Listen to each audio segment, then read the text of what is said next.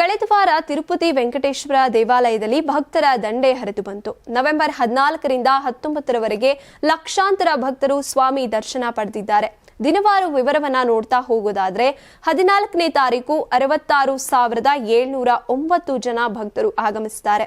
15ರಂದು 73,852, 18ರಂದು 66,966 ಮತ್ತು 19ನೇ ತಾರೀಕು 67,121 ಮಂದಿ ದರ್ಶನ ಪಡೆದಿದ್ದಾರೆ.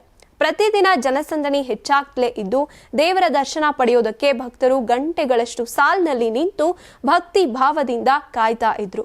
ಇನ್ನು ಈ 6 ದಿನಗಳಲ್ಲಿ ದೇವಾಲಯದ ಹುಂಡಿಗೆ ಕೋಟ್ಯಂತರ ರೂಪಾಯಿಗಳ ಕಾಣಿಕೆ ಹರಿದು ಬಂದಿದೆ. 14ನೇ ತಾರೀಕು 4.3 ಕೋಟಿ, 15ನೇ ತಾರೀಕು 3.16 ಕೋಟಿ, 16ರಂದು 3.98 ಕೋಟಿ, 17ರಂದು 3.84 ಕೋಟಿ, 18ರಂದು 3.84 ಕೋಟಿ ಮತ್ತೆ 19ರಂದು 4.75 ಕೋಟಿಗಳಷ್ಟು ಹಣ ಸಂಗ್ರಹ ಆಗಿದೆ. ಭಕ್ತರು 10 ರೂಪಾಯಿಯಿಂದ ಹಿಡಿದು ದೊಡ್ಡ ಮಟ್ಟದ ದೇಣಿಗೆಯನ್ನು ಕೂಡ ಅರ್ಪಿಸುತ್ತಾ ವೆಂಕಟೇಶ್ವರನಿಗೆ ತಮ್ಮ ಭಕ್ತಿ ಭಾವವನ್ನ ತೋರಿಸಿದ್ದಾರೆ. ಭೂವೈಕುಂಠ ಅಂತ ಕರೆಯಲಾಗುವಂತ ತಿರುಮಲ ದೇವಾಲಯಕ್ಕೆ ದೇಶ ವಿದೇಶಗಳಿಂದ ಸಾವಿರಾರು ಭಕ್ತರು ಆಗಮಿಸ್ತಾ ಇರೋದು ಇದೇ ಕಾರಣಕ್ಕೆ.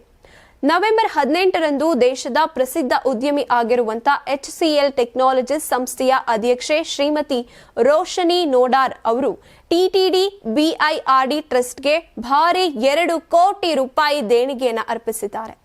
ರಂಗನಾಯಕುಲ ಮಂಟಪದಲ್ಲಿ TTD ಅಧ್ಯಕ್ಷ BR ನಾಯ್ಡು ಅವರ ಸಮ್ಮುಖದಲ್ಲಿ ದೇಣಿಗೆಯ ಡಿಡಿಯನ್ನ ನೀಡಲಾಯಿತು. ಇನ್ನು ತಿರುಪತಿ ದೇವಾಲಯಕ್ಕೆ ಪ್ರತಿ ವರ್ಷ ಗಣ್ಯರು, ಉದ್ಯಮಿ, ಸಿನಿ ತಾರೆಯರು ದೇಣಿಗೆ ನೀಡುವುದು ರೂಢಿಯಾಗಿದೆ. ಆದರೆ ಈ ಬಾರಿ ರೋಶನಿ ನಾಡಾರ್ ಅವರ 2 ಕೋಟಿ ಕಾಣಿಕೆ ವಿಶೇಷ ಗಮನ ಸೆಳೆದಿದೆ. ಕಡಪ ಜಿಲ್ಲೆಯ CR ಅಸೋಸಿಯೇಟ್ಸ್ ಮಾಲೀಕರಾದ ಶ್ರೀ ಚರಣ್ ತೇಜ್ ಅವರು ಕೂಡ ದೇಣಿಗೆಯಲ್ಲಿ ಕೈ ಜೋಡಿಸಿ TTD ನಡೆಸುವಂತ SV ಅನ್ನ ಪ್ರಸಾದ ಟ್ರಸ್ಟ್ಗೆ 10,10,116 ರೂಪಾಯಿಯನ್ನ ನೀಡಿದ್ದಾರೆ.